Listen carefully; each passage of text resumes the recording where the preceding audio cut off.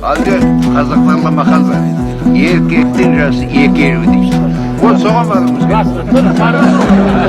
Мынау қазақ болғаны Абылай деген хан болған. Мен тарихшымын ғой. Сонда қазақ өмірінде 40 жыл бейбітшілік көрді.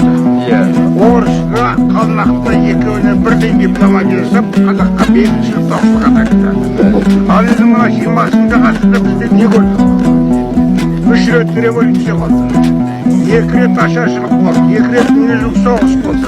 1 рет азамат соғысы болды. 2 қайта құру.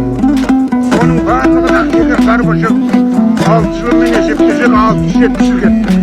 Сонда қазір 92 жыл. Қай уақытта біз соғысшылық көрдік?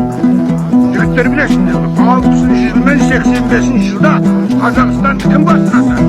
Димаш Ахметұлы Қонаев ағам. Сол уақытта бүйірлерім шығып, қарындарым тойды, киімдерім күтінделді. Сондықтан біздің мінеки әр уақытта адамыз болса, яғы 2 елу емес, бұл кісі 4 елу жасасын.